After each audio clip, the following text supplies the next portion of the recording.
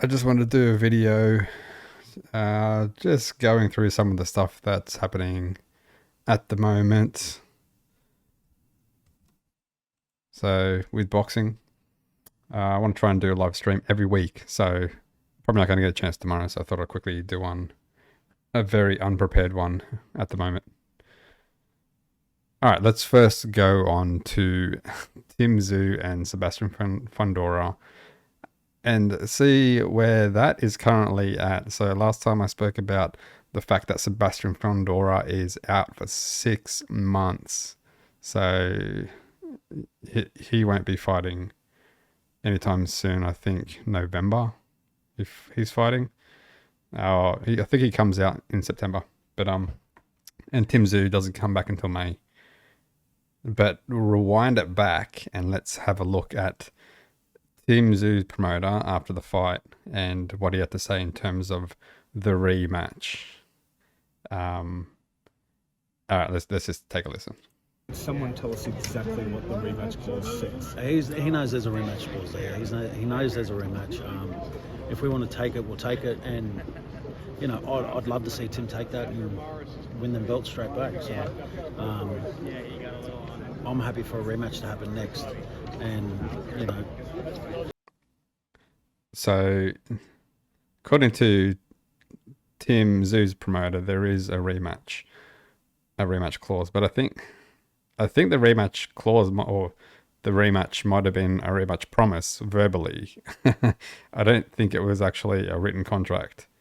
So, not that that really matters, but yeah, let's continue. Good luck trying to get out of it.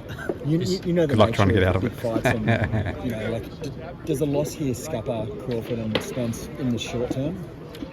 It definitely affects the schedule. You know, everything that we'd sort of planned for this year is now rejigged, but I don't think it's for a bad reason though either. It just means that, you know, there's now another fight for Tim to consider. So yeah, I think it's definitely, well, it has thrown the schedule back for what Tim Tszyu and his team were probably planning on wanting to achieve this year, considering that Sebastian Fundora is out for 6 months. So even to gain that rematch, not that he knew that at this point in time, but to now gain that rematch, you're going to wait until, I mean, November, maybe. I doubt September because that's when he's coming back. But yeah, probably around November. So you're probably going to want to squeeze a fight in, at least one fight in there. You don't, and yeah, as I mentioned before, Tim Tszyu, noting his past recently, he's going to want to be active, which has been very good for him. The fact that he's been active, I think, has kept him at that top level and at the top of the ranks in his weight class. So you don't want to stop that. You want to continue the momentum, continue the drive. yeah. Kind of get the sense the rematch is there, but Tim still wants the bigger fights rather than the rematch. Is that? Well, I mean, I was just asked a question if I would love to see Tim have the rematch next, and I said yes originally, and I thought, well, look, if an opportunity to fight Errol Spence pops up, or an opportunity to fight Terence Crawford or anyone else as well, if one of those pops up, you're silly to not consider it. But. And I think that's where you can continue your momentum in terms of, or Tim can continue his momentum in terms of progressing his profile, I guess, by fighting someone like Errol Spence. Crawford will probably be, I think Crawford will probably skip him until he potentially gets the belts back, because I think Crawford is going to be aiming for unification and then undisputed. I think that's going to be his aim, his long-term goal. So there's no point of fighting someone like Tim Tszyu when there's no belts on the line, because it's all risk without the reward. All of those fights are fights that he'd love to have. They're fights that I'd love to see him in. He didn't lose anything tonight in his stocks. You know, it just showed how much of a warrior Tim actually is, and you know how much he's ready to get in there and absolutely put everything on the line, because he's a bloke who couldn't see for 10 rounds, still managed to push it to a 100% decision. Is there a timeline with the rematch, boys? You're going to make me check my paperwork. Look, maybe there was something on paper, because he's referring to checking his paperwork, so maybe it was more than just a verbal. There's definitely a timeline, and we'll have a discussion over the next few days as to when we'll activate it, or whether any of these other big fish want to jump up and swim with Tim. Just to confirm, like if Tim wants to fight Fundora next, that's the call. Yeah, that'll be the plan. Yeah. And he'll be here. Well, that's still up in the air. You know, that's we've been able to put on great shows back home in Australia. The opportunity to fight here in Las Vegas, we're really excited about. We'd love to come back here again. So now the location's going to be a big thing. I don't think it'll come to Australia. I think it will stay in the States. And now that people have had a glimpse of that fight, how bloody and messy it was, people will want to run it back and see it again and see how it turns out next time. So there's probably more interest in that fight happening again. But we're open to wherever it lands. Georgie, this isn't a loaded question, but do you regret it all taking that fight now on such short notice? I know it was unlucky that cut, but... No, not at all. I mean, you saw what I saw for them first 2 rounds. That fight was Tim. I don't think that is even a factor in the fight. The fact that he took it last minute. Yeah, it's definitely a risky thing, because you're fighting someone completely different to the fighter that you're going to fight, and someone that's a lot taller. But I don't think that really made a difference until the cut. Once the cut happened, that was the only thing that changed the fight, and the main reason, well, it was the reason why Tim Tszyu lost, because if he didn't have that cut, I don't think he would have lost. I mean, it's possible he could have, but I couldn't see it just from those 2 rounds and how much he was dominating. So taking it short notice, I don't think is it didn't end up being a factor, I don't think. It was just that cut. Tim Tszyu's fight. If he wasn't blinded by the blood, it definitely ends early in Tim Tszyu's favour. Yeah, I think so too. I'm very proud. Look, he talks about being a warrior. He talks about, how hard he wants to push himself. He showed that out there. He showed that. And, I've got nothing but respect for him and his team for the amount of work that they put in, because he was so prepared for that fight. A freak accident. Anyway, this was after the fight that they interviewed Tim Tszyu's promoter. So... And let's go on to Sebastian Fundora's promoter straight after the fight and what he had to say. All week you said that Fundora was ready. What does tonight's performance of him prove? What I say, he was ready and he will win. The only thing I thought that he would knock him out, but I didn't. So he thought he was going to knock him out. And he would get the rematch, but not couldn't say that. in this moment. Now I need to maximize the most money for the fighter. So if Fundora if he couldn't knock him out with Tim Tszyu being blinded for 10 rounds and blood streaming down his face for 10 rounds and Tim rushing in because he knew that I've got to do something at the start when it started happening, when it started pouring into his eyes, you could see he was starting to rush it and getting caught with some shots. So if Sebastian Fundora couldn't knock him out with blood streaming down his face into his eyes for 10 rounds, then I don't see him knocking him out without blood, blinding him for 10 rounds. So I think this is going to give Tim more confidence if they do rematch, because he's just going to be like, well, he couldn't stop me and I couldn't really even see. So when I can see, I'm going to do a lot more damage to him. So it's going to be an interesting fight if it happens again. And I believe he deserved it. Is that Errol Spence Jr.? That's correct. Over Crawford? Like, did Spence more money? Or? No, Crawford will not sell out 90,000 people in Dallas. I can tell you that much. But is Crawford the better fighter that you Oh, think? So he's saying, and this is after the fight, he's saying Spence, they're looking at fighting Errol Spence Jr. over Crawford because Errol Spence Jr. is the bigger money. So this is his words after the fight. yes, but you know, like everybody wait, like Benavides wait. Why not Crawford? Let him wait one time or maybe twice, and then he Yeah, go. let Crawford Even with wait. Spence, losing the fight, Crawford beating, you still think the Yeah, value's Crawford better doesn't on deserve in Spence? the end of the day, is maximize the profit for the fighter. And it'd be stupidity for me not to do that for him. So safer for Spence. And besides that, boxing is business. As Mayweather, as everyone. So would you say, not saying Spence is easy, but maybe more money, maybe get some ready for the Crawford fight, maybe in preparation? I believe that this one of the point that, well, Spence is a really good fighter anyway, especially in So here they're just like dismissing a rematch with Tim Tszyu at this point. He's just dismissing it and talking about Errol Spence over Crawford and then Crawford maybe after that. And yeah, just not even considering Tim Tszyu at this point. 54.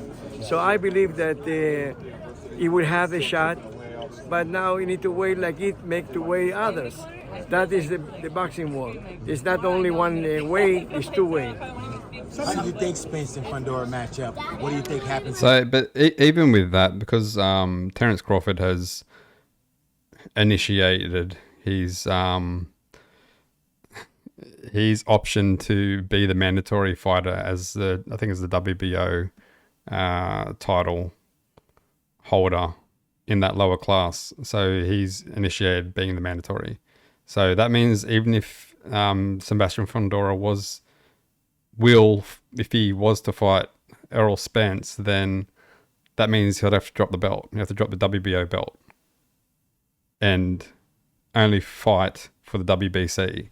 So, like, you're just disregarding the belts and just like, well, you become unified. Now let's just drop one belt and fight Errol Spence for what you think is more money. In that fight? Now you want to enjoy it. We're going to the Hall of Fame now, and All right, so that was him speaking after the fight. Let's fast forward it and see what he has to say. I don't know, what was it, a few days, maybe a week later on after this interview. And we go to Deep Waters for Pro Box TV. And this is what he has to say. Important promoters in all of boxing. Not only is he the promoter and manager of Sebastian Fundora, but also the promoter and manager of one of the biggest names in boxing, one of the hottest fighters on the planet, David Benavides. We're joined by Samson Lekovitz. Samson, thank you very much for taking the time to join us here on Deep Waters. How are you doing, sir? How's everything? very good. It's my pleasure to be in my home, Roblox TV. Thank you. Well, let's talk about the Fundora and Tim Tszyu. How real is the possibility of a rematch between those two?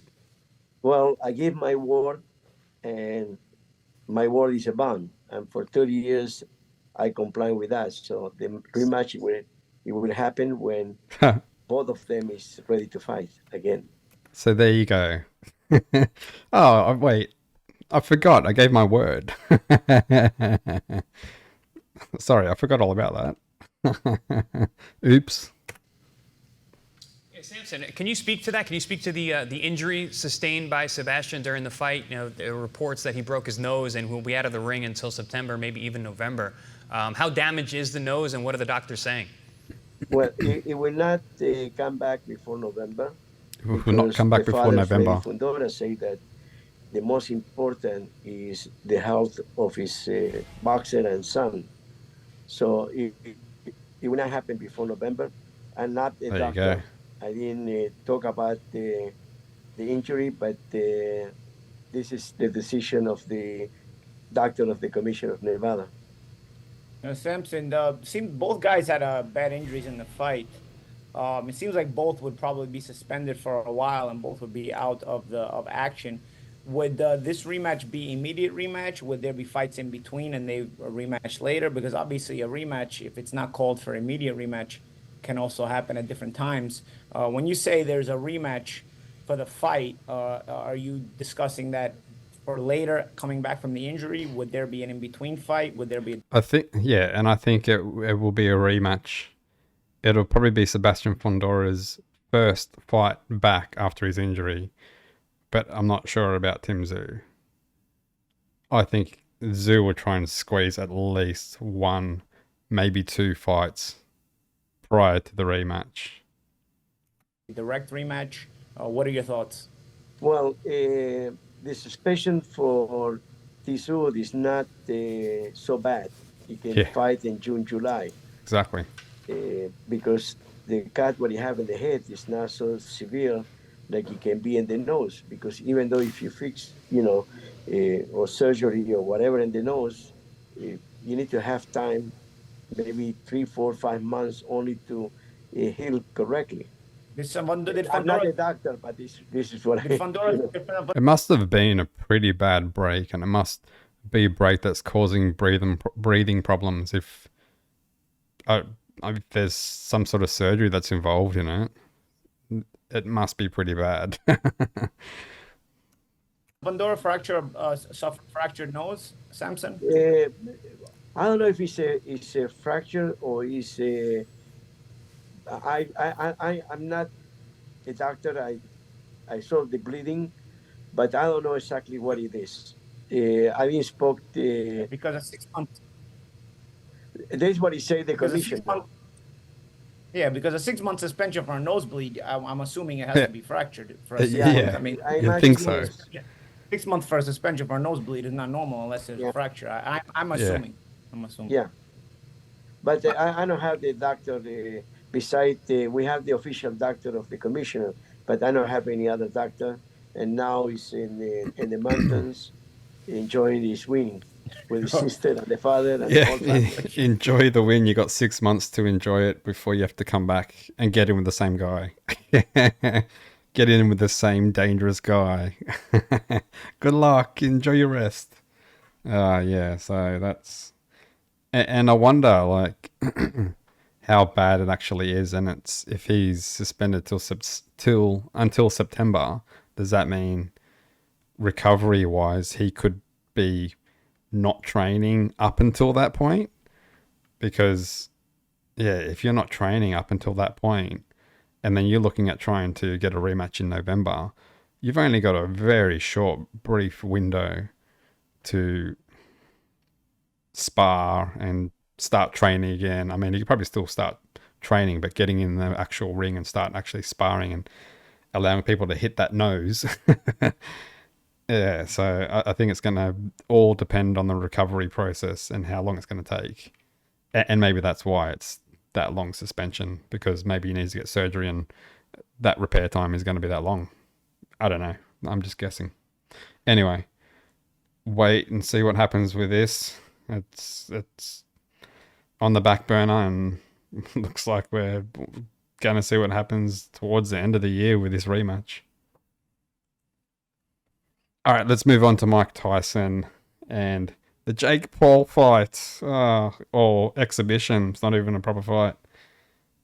All right, so I was just going to listen to some Joe Rogan in talking about his thoughts on Mike Tyson fighting Jake Paul.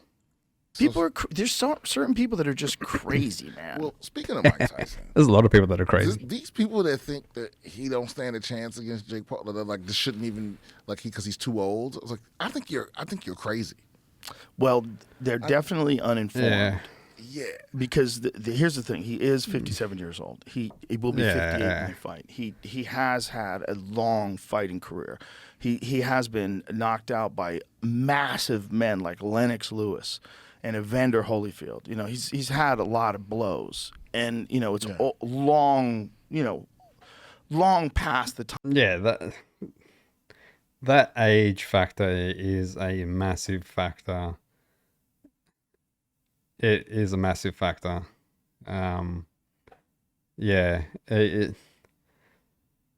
What, 57? He's going to be 58 when he actually gets in there. I think the fact that it's going to be an exhibition. Well, apparently it's not really going to matter because Tyson was saying it's going to be with normal gloves and all that. But I think Tyson will display some good skills, especially for his age. But Jake Paul's definitely going to have that youth on his side. Not that he's, I don't know, it's kind of almost an even fight. Even with him being that old, like, yeah, I almost see it even. Tyson will just open him up with his defense, with his crappy defense that Jake Paul has. But yeah, Tyson might gas a bit because he's a bit older, but even Jake Paul doesn't really have the best stamina either. Like, he gets gassed out. So it's gonna be pretty competitive, I think. Time where most people ever fight. The only person that ever fought competitively after age 50 is Bernard Hopkins and Archie Moore. Archie Moore did it back in the day. Foreman was 40. Bernard Hopkins. Foreman was in his 50s, I believe, when he had his last fight. Was he? He won the title. I'm grabbing some whiskey. Yeah. Foreman was Bernard Hopkins was the oldest person to win a legitimate world title. Hold a legitimate world title, I'm pretty sure. Want some ice and glasses and shit? Yeah. I think Foreman captured the heavyweight title at the oldest age, which was 46 when he fought Michael Moore. He hit him with this perfect right hand. It was crazy. That's okay. That's that bodega cat. That's Mark Norman stuff. We got some good shit, though. So how old was he? 48. So his last fight when he fought Shannon Briggs. Shannon the Cannon. Shout out to Shannon. What? Let's go, champ. Briggs. So he beat Lou Savarese. He was 48 years old. Crazy. And he knocked out Michael Moore. He was 45. So he was the oldest man ever to win the heavyweight title at age 45. And you got to realize, like, that's a real 45. That's not like a 45 today. Yeah. The 45 today is 45 with testosterone replacement and human growth hormone and peptides. Well, that's what I'm saying. Mike Tyson, he's 57, but he got access to everything. Yeah. And he's also doing this very unique kind of training with... I think that is a big difference as well compared to when he was fighting. Like, now, at the age that he's at, he has a lot of access to a lot of advancements in training, sports science, and all that sort of stuff to get him at the best possible state that they can for his age. So that's giving him more of a shot against Jake Paul. So yeah, it's going to be interesting. Electrical muscular stimulation that I've talked to some people that do that, and it has massive benefits of rehabilitating injuries, and it also for a lot of people gives them significant gains when they use it as opposed to just using weightlifting. I don't know too much about the science behind it. When Jamie comes back, we'll have him look it up, but you slap electrodes onto yourself. They put these pads on you, and it's hooked up to a machine. And while the electricity is going into your muscles, you're doing exercises. So while you're getting jolted, you're doing squats and you're doing like deadlifts. You're doing all this shit while you're connected to this thing that's stimulating your muscles. But isn't that cheating? Because my main concern would be, I guess in my head, where it's like, what if the electricity, the timing's off, and it goes to control. Anyway, I guess that's a good point. The fact that he does have access to a lot of, I don't know, sports science, technology, things advancements in sports science. Like, it's come a long way since he was last fighting. So that is definitely a benefit for him. And obviously he has access to all of that. So it's definitely going to help him with this fight at his age. So, yeah, wait and see. Well, he wasn't too bad when he fought, I'm having a mind blank, Roy Jones Jr. When he fought Roy Jones Jr., he actually went pretty good. I think he was kind of like, I don't think he was going full throttle, but yeah, he seemed to be doing all right getting some good shots in. So he was still sort of on the ball with landing shots and I mean Roy Jones wasn't. I mean Roy Jones was still good, but he wasn't. He was. You could tell he was nothing like he used to be. And Tyson could catch him with some shots. So yeah, it was interesting. Anyway, moving on from that. So, and this is another thing. We still don't know the rules of the actual fight. If we know it's going to be an exhibition, but we don't know the rules. So, and I've looked in a few places and I can't see anything. All I can see is like things on Instagram where they're not reliable sources and people are just going off them and making YouTube videos about them, like the rules, 16-ounce gloves, 2-minute rounds, no official judges, no winner unless KO. And then you got Instagram things here. New rules for Tyson versus Paul. So fighter over the age of 36 must successfully complete an EEG and EKG. I think this one is right in terms of what they have to complete. The EEG and the EKG. Both fighters will wear 16-ounce gloves rather than the regular 10-ounce gloves. I haven't seen that officially anywhere. And the fact that that's going to be 2 rounds, I haven't seen that anywhere either. No official judge. Well, it's not going to be no official. There isn't going to be any official judges because it's an exhibition. So you don't need judges because no one wins. So then you look at. So I tried to do some research and have a look to see if there is anything about the rules. And this is the most latest thing that I can see that looks legit about Mike Tyson versus Jake Paul, drug testing rules for boxing fight. So Mike Tyson and Jake Paul will be drug tested ahead of their boxing fight this summer. Tyson will come out of retirement, blah, blah, blah. The pair will clash in Texas. So, yep, Tyson claimed it would be an exhibition, but the rules will be those of a real fight. And regardless of the bout's status, so the Texas Department of Licensing and Regulation told World Boxing News contestants who fight in Texas are subject to random drug tests. Combatants over the age of 36 are also required to pass an EKG and an EEG. So that is true, that part of it. But not the rules. And on the subject of the fight rules, they added, we have not received a proposed card from the promoter.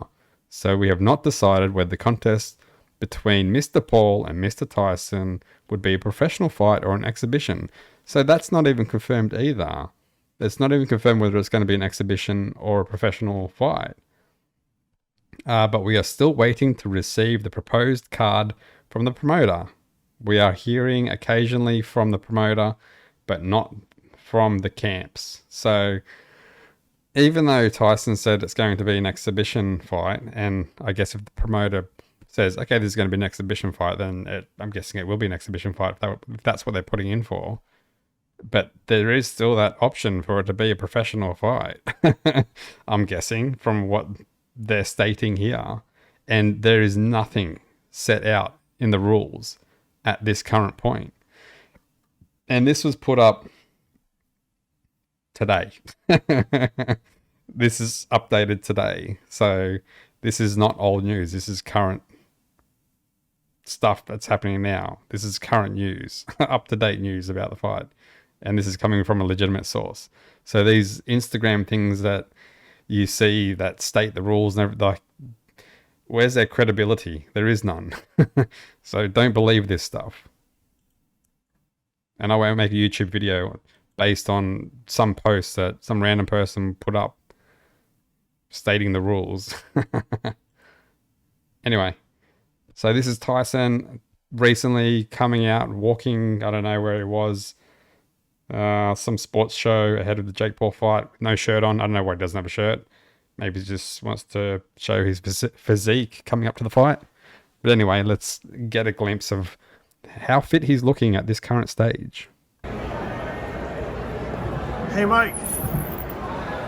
Mike, how do you respond to fans who want your Jake Paul fight to be sanctioned? No interviews. Oh, why not? Not today. Not today, buddy.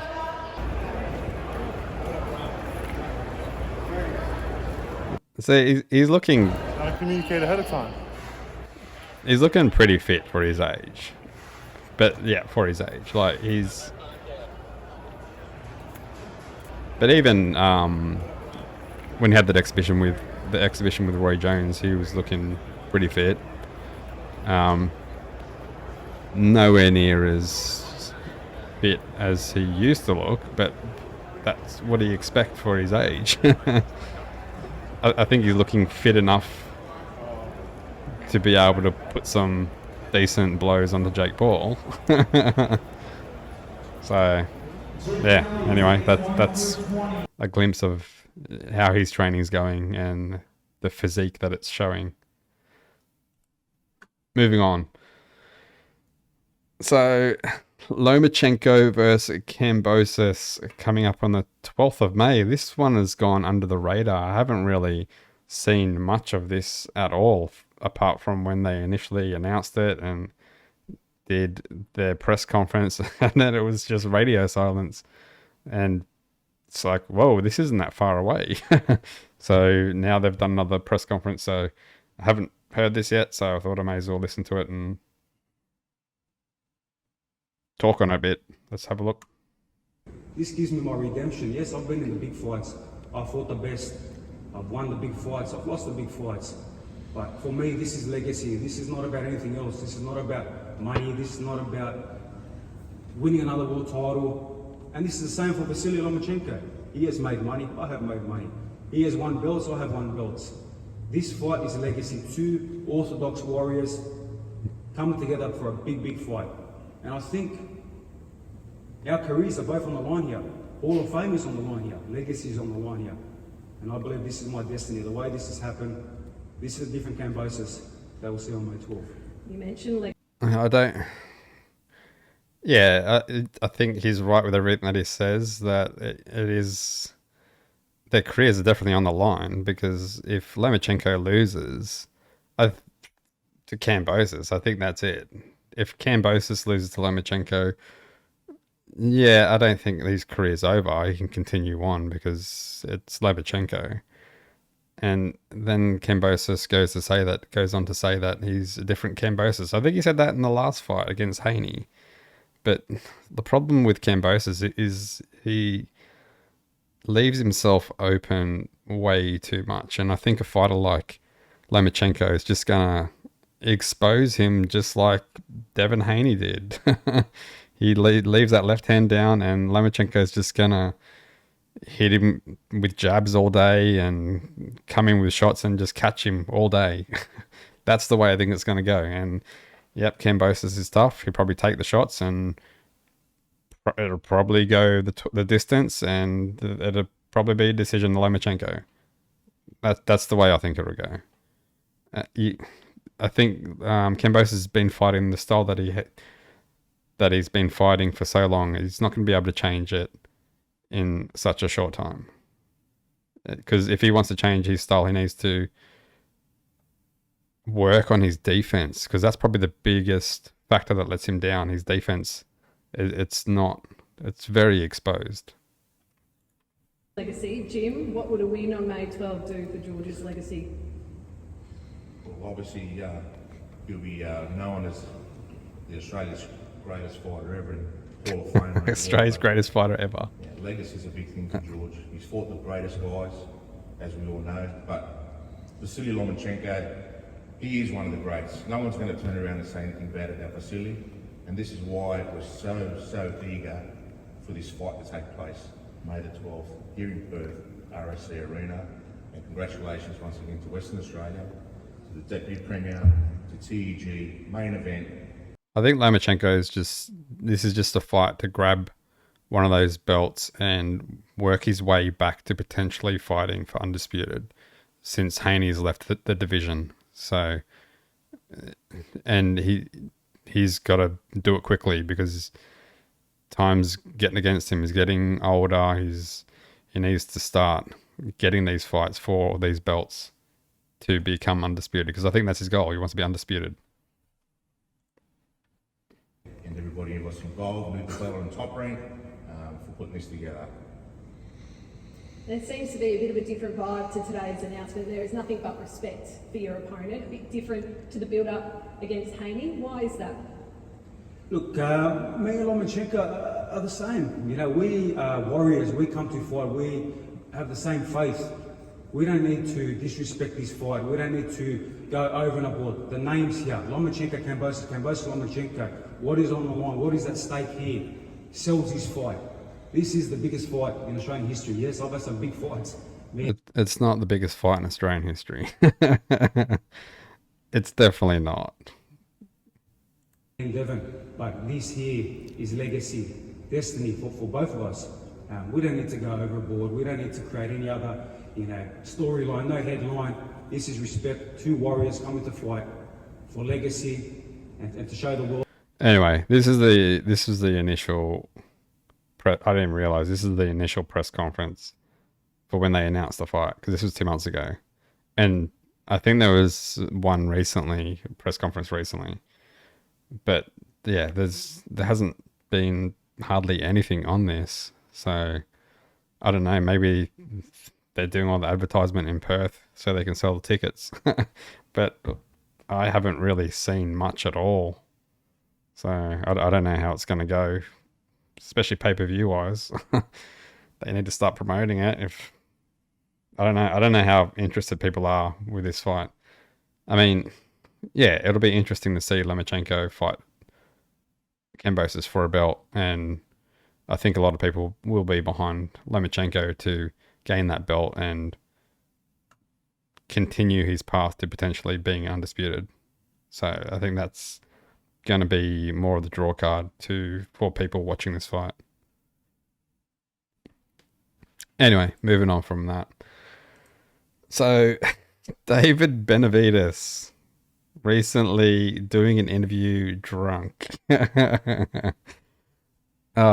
want to fight Canelo and you're going to fights and drinking and getting drunk and then having an interview. And this is just an interview that obviously caught you, well, didn't catch you, and you're at a fight, you're drinking, you're caught on camera, and you apologize.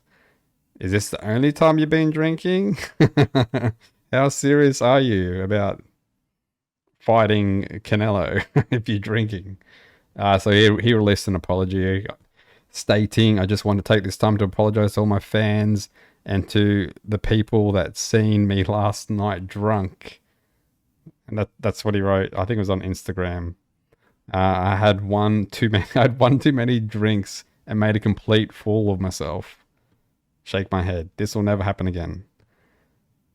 Yeah. I think we've all been there where we've been too drunk and made fools of ourselves. But when you're an elite level fighter, you probably shouldn't be doing that. Especially if you want to fight someone like Canelo, and Canelo's just going to look at you like, are you serious about fighting me? Like, he already doesn't want to fight you anyway. Or maybe it's a tactic to I don't know, be like, hey, I'm just off the rails. I'm not going to be a challenge to you. Fight me, please. Anyway, and then moving on to someone that I don't know what the hell he's doing, if he's on drugs or if he's drinking or if he's just obsessed with the camera, but Ryan Garcia, my goodness. So this is some footage of him training recently. Well, it was 4 weeks ago. Let's go, Gaines. Where's Derek at? Oh, Derek's coming in right now. It's work time, baby. I bet y'all hate that I'm in the gym. Derek, you ready to train today? Let's go. Every day? All day, every day. Come on now. We're not taking any breaks. None. All gas. So this is how it is now. It's like, every gym, well, most gyms these days, it's all camera, everything's going on social media, it's all show. That's got to be distracting if you're a fighter. Like, sometimes you just want to be in the gym, you just want to train and just focus on the fight. You don't want all the cameras on you all the time. If you're really dedicated about fighting, it's not about being on social media all the time. That'd be annoying. Distracting, I should say.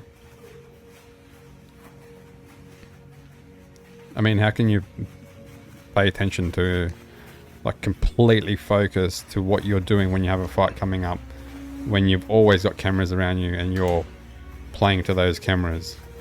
So it's always going to be in your head. Yeah, the camera's there.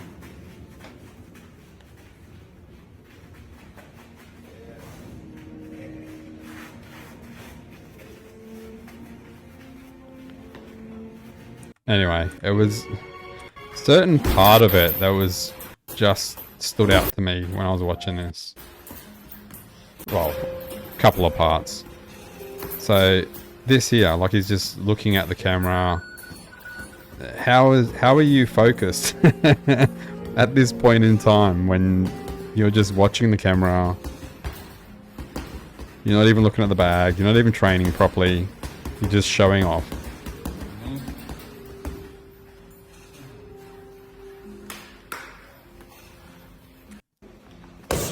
And then, yeah, this is probably the main part. That was just like, I don't know what this guy's doing.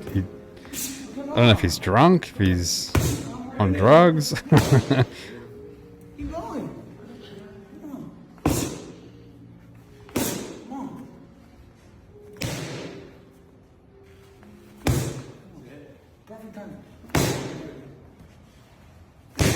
Alright, it's this bit here.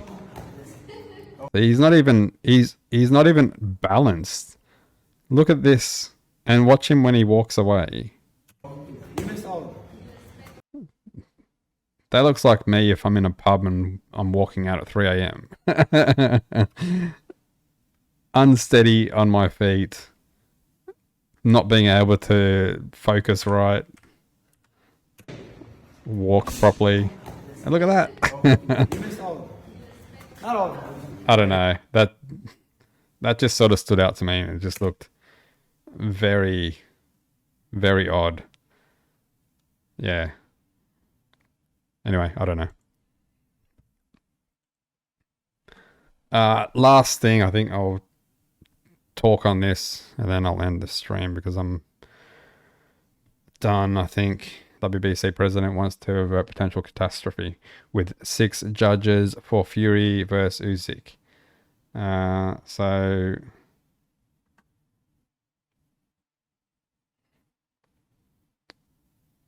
everyone seems to be comfortable with the usual way resident to change, the World Boxing Council president told Boxing Scene on Thursday.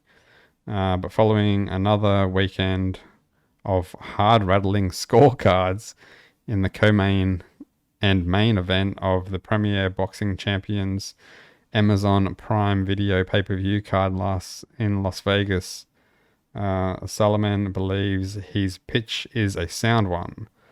Solomon is set to propose a plan to slew the officials, including sanctioning body personnel and promoters, to place 6 judges at ringside on the 18th of May for the Tyson Fury vs. Alexander Usyk bout for the undisputed heavyweight title in Saudi Arabia.